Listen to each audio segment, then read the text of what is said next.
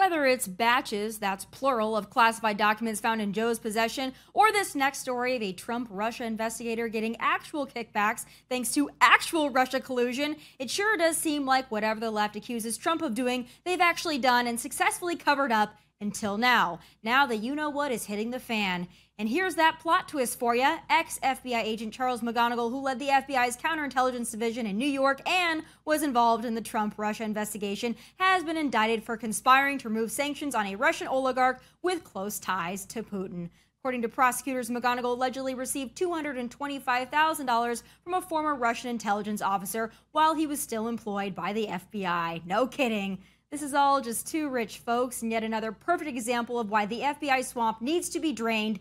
And now, here with more on just how House Republicans plan to do just that is House Freedom Caucus Chairman, Congressman Jim Jordan. Congressman, it's great to see you. You've been so busy. I appreciate you taking the time. Tommy, good to be with you. So there's so much to dig into, but I want to start off with that ex-FBI agent. You know, like I said in my open, Congressman, it seems like everything they accuse Donald Trump or conservatives in general of doing, they have already done and worse. But what's the latest on this? Well, and the other thing is, the only thing we get wrong about this stuff is it's always worse than we thought. So you got this FBI who spied on President Trump's campaign, who altered evidence in front of the FISA court, who lied to the FISA court, who paid a confidential human source money, even after they knew that confidential human source was lying to him. Now we find out one of the agents who was involved in launching the Trump-Russia investigation has been indicted for taking money from Russia. So you can't make this stuff up. And I think this is real important. This is not just any agent.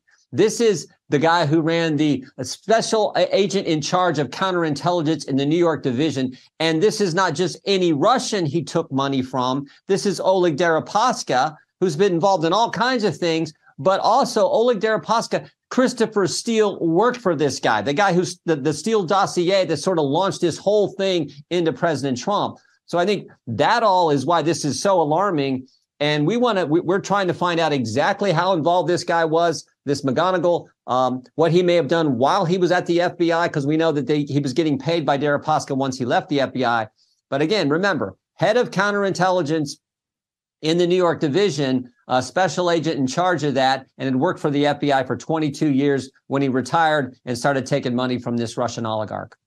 It's all just too rich. But, I wonder, and I always ask this question, Congressman, but I always wonder, will it matter? I know that you guys are getting ready to launch a committee into the FBI weaponization and try to get to the bottom of it, which I want to hear more about. But I also wonder, do the American people at large have an appetite to actually know what's going on, or do they find it okay as long as it doesn't impact them directly? That's the concern I have.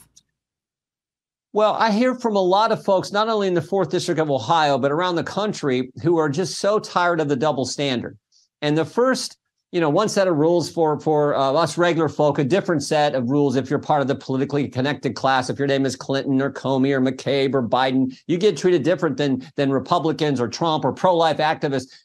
So they're tired of that. And I always say the first step into stopping this, the first step into stopping what I think is a political focus at the Justice Department, is to get all the facts on the table, to get all the truth out there for the American people. And that's what we're committed to doing on this select committee and also in the full Judiciary Committee. Because if you stop and think about it, Tommy, every right we enjoy has been assaulted over the last couple of years. Certainly the Democrats went after your Second Amendment liberties, but every right you enjoy under the First Amendment, your right to practice your faith, your right to assemble, right to petition the government, freedom of press, freedom of speech.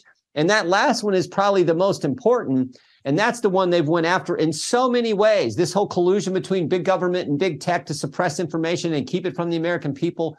So we're going to dig into all this and make sure that if we get everything out there, we think that's step one into stopping this unequal treatment under the law, which is not supposed to happen in our country. Well, I appreciate that, and I'm glad that you brought that up because I don't know if you saw, Congressman, but a few weeks back, we got some information, a little email mentioning me and Tucker Carlson, from the White House digital director to Facebook, saying that they needed to reduce our speech on that platform. So I want to know, in all of these investigations, these committees that are going to be happening, is that White House digital director, Rob Flaherty, is he ever going to be called to the carpet? Because I don't know, maybe I have a special interest in this, but I'd sure like to know why me and Tucker Carlson specifically needed to be reduced and why Facebook was so happy to do it. Yeah, the reason they did is because you were having an influence. You were making a difference. You were getting information, important information to the American people, so they come after you. We saw this with Kayleigh McEnany when she just tweeted the story out in the New York Post about Hunter Biden in just the weeks before the presidential election of 2020. We saw this in 2018 when 4 members of Congress were shadow banned by Twitter. 435 in the House, 100 in the Senate, 535, only 4. Gates, Meadows, Nunes, Jordan. And it just happened to be right in the middle of all that Trump-Russia baloney, the Mueller investigation, and they go after those 4. So, yeah, we always know why this happens. So we're going to look at all this. We think we're actually going to get a lot of information now from the brave FBI agents who've come to us as whistleblowers. Many of them now been retaliated against, we think, by the FBI once they've come to us. We think they're going to be willing to be deposed and come testify in hearings. So we're going to look to get information from those individuals. And then, of course, we will also look at the agencies in the White House who may be willing to come testify. And if not, we may have to use the subpoena authority to try to get people and to try to get the information and documents we need. But we think really where the most of the information is going to come from are people who've been targeted by the government, like some of these parents who were showing up at school board meetings. And we think we're going to get a lot of information from these whistleblowers who we plan to depose. We've already talked to some, but we plan to depose them as well. There's a few different areas that I think Big Pharma needs to be held accountable for. One is the narrative surrounding COVID vaccines and all of this. And the other is why they were so interested in controlling that narrative. And then there's a whole discussion on vaccine side effects, and that involves the White House and big tech and all of this as well. You know, there's still stickers being placed on everything on Facebook and Instagram and YouTube about COVID. So Twitter might be a little more free, but the rest of these platforms are still operating in this COVID era, and they are still working to censor and to silence all conversation, even knowing what we know now about vaccines and boosters and side effects. Is there plans to hold Big Pharma accountable? I know that that's something that we've been talking about for decades now, and it has yet to happen. Yeah, I think some of that will happen in the Energy and Commerce Committee and in the Oversight Committee under the chairmanship of Kathy McMorris Rodgers and Jamie Comer. But I'm interested too in how that how that impacted is so many American lives, and how the CDC was in many ways weaponized, I think, to in a way to give false information to the American people. Because think about it, Tommy. Everything they told us turned out to be wrong, right? They told us that it didn't come from a lab. Sure looks like it did. They told us it wasn't gain of function research. Sure looks like it was. They told us it wasn't American tax dollars that went to EcoHealth and then to the Wuhan Institute of Virology. Yes, it was. They told us the vaccinated couldn't get it. The vaccinated couldn't transmit it. Those were wrong. They told us there's no such thing as natural immunity. Are you kidding me? So, of course, we need to go back and hold people accountable who told us things that were not accurate and continue to tell us things that were not accurate, even after we started getting evidence and data in that said, you guys are wrong about this. I asked Dr. Birx a question in a hearing several months ago. I said, Dr. Birx, when the government told us that the vaccinated couldn't get it, were they guessing or lying? And it was amazing because she sat there for a second. She says, well, I kind of like to think.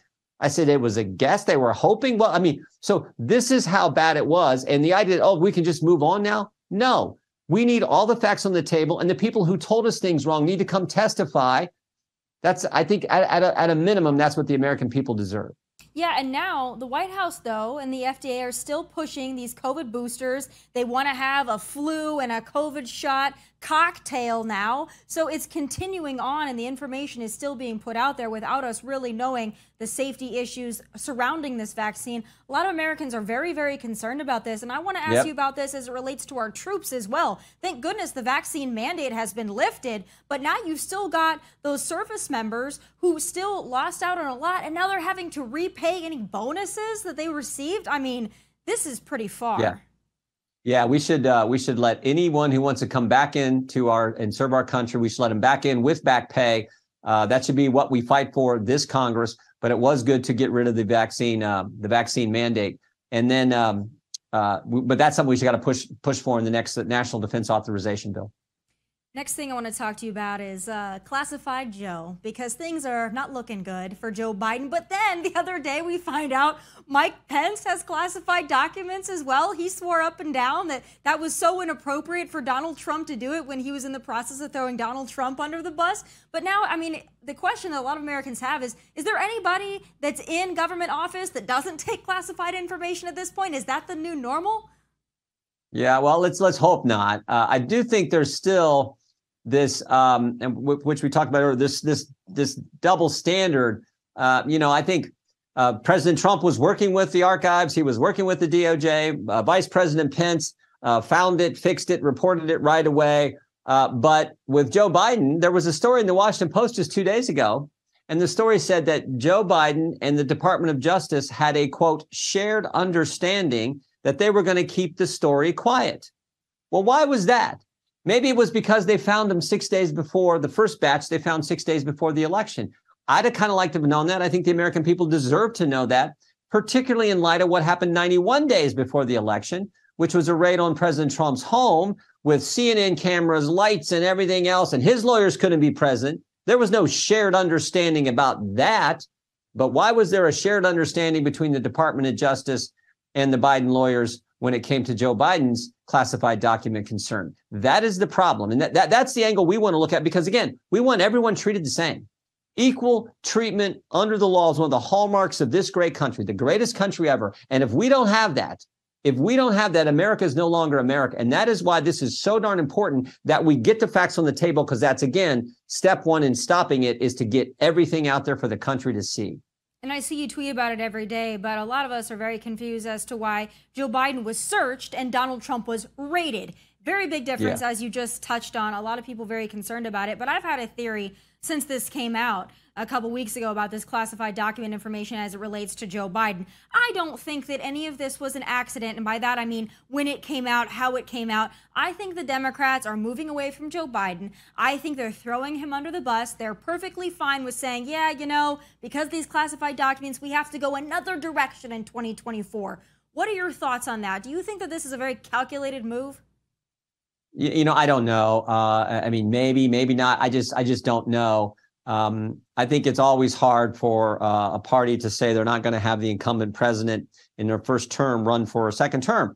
So we'll just have to wait and see. I know that I believe it's February 7th, I think, is the date that Joe Biden's coming to give the State of the Union address. And I think he's indicated he's going to announce his plans for 2024 shortly thereafter. So we'll know soon enough what's going on with the party, and if in fact there is some move to try to push him aside. I don't think that's the case, but you never know. You never know with Democrats. You never know with the hard left.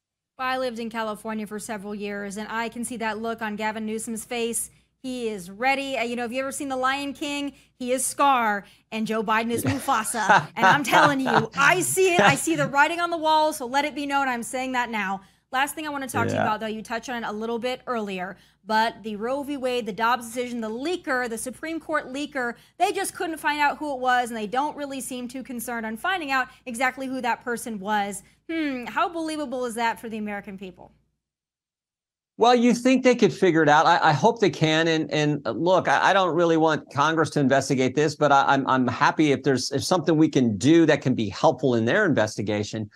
But again, what happened, and because of that leak, never forget, there was an assassination attempt on a sitting Supreme Court justice. There were protests at all the conservative justices' homes in direct violation of a statute, 18 U.S.C. Section 1507, which says you cannot be protesting at a justice's home with the intention, with the motivation of trying to impact and influence a pending decision, pending case, which is exactly what they were doing. It was directly on point. And Merrick Garland basically the Justice Department did nothing. Meanwhile, if you're a dad praying in front of an abortion clinic, you get your door kicked in, you get arrested in front of your wife and kids, and you go to trial for something the local official says was not a problem. They weren't pressing any charges against this guy, but the FBI uses the FACE Act to come after you. So that's the scary part here. So I do hope they find this, because you don't want this kind of stuff happening. You don't want these leaks happening at the Supreme Court. It's just not good for the institution, not good for our country. A lot of institutions that are on shaky ground, and they shouldn't be.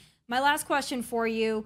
What's next for you guys? I mean, you guys have been working really hard. I was really frustrated that first week with everything going on. I wanted you to be our speaker selfishly. I'm happy that you took this role, and I'm happy that you were leading the charge as it comes to investigations and all of that. But what's next for House Republicans? You have a big agenda to get to in the next couple of years.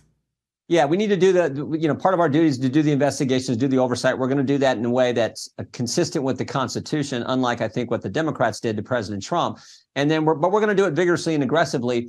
And then also from a kind of a bigger, broader legislative point of view, this debt ceiling issue. I mean, the idea that 5 weeks ago, the Democrats could pass a $1.7 trillion monstrosity of a bill that funded all kinds of goofy things, plankton studies and salmon studies, and gave the FBI a $500 million increase, that they can pass that and we're all opposed to it. And then they can turn around at the White House and say 1 week ago, we will not negotiate with Republicans on increasing the debt ceiling. Just raise it. Just give us more money. Just borrow more money. What? Like what what world does that make any common sense? So we're going to insist on some good common sense measures. What I would recommend is, here's a simple one. Hey, if we're going to give you more money, Senate, why don't you show us your budget? Why don't you pass a budget? Show us your budget. You haven't done that in years. Show us your budget. I mean, you go to a bank to borrow more money for a business. You got to show them your business plan, for goodness sake. We're going to give you more money. Show us your budget, Senate. Do something that everyone else has to do. Second, when we get to the end of the fiscal year, September 30th, and sometimes we get into this shutdown, showdown scenario, when we get to, forget that. Just say, look, if we get to the end of the fiscal year, September 30th, and we haven't funded the government, then that we haven't passed that bill, we will just automatically spend at the current year level.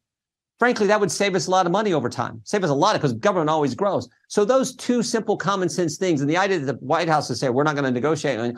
Okay, tell the American people you're not going to support those two common sense measures that make that every family has to deal with from time to time. That's the kind of stuff we should be focused on, particularly on this debt ceiling issue. Yeah, and families are struggling right now to still find baby formula and eggs at the grocery store. Now, I promise you this is my last question, but I just thought of it because you mentioned all the BS that was in that omnibus bill, like a statue of Zelensky, which quite frankly makes me physically ill. This is my last question. Yesterday, I was on with Piers Morgan Uncensored. We stream it on Fox Nation as well. And we were having a debate discussion about sending tanks to Ukraine and further funding that war effort. And it seems like everybody over there in the UK and Europe, they're all for it. They want to send tanks. They want to get us into another endless war, is what I believe it would be. So I want to know in D.C., because I was told everybody in D.C. was on board. They were ready to just fully fund Ukraine endlessly. I want to know what the actual talk is. You know, I voted against the funding bills for Ukraine here, the last several of them, because I think you're right. We support Ukraine. What Russia did is wrong, but we got to be real careful here. I understand Abrams tank are the best tank made. They put them together in the 4th District of Ohio. I understand why you want them, but we got to be real careful about escalating this thing and the involvement of the United States. And frankly, why does the United States have to foot so much of the bill? This should be done by much more of our NATO allies. In NATO allies in Europe, of course, should be, I think, stepping up to the plate more so than the United States. So I got real concerns like you do, Tommy. Yeah, a lot of average Americans are still wondering why we're paying to defend someone else's border and not our own. Congressman, thank you for so much of your time and for fighting the good fight. You impress all of us, and I'm really happy that we've got you leading that charge. Thank you, Tommy. Take care.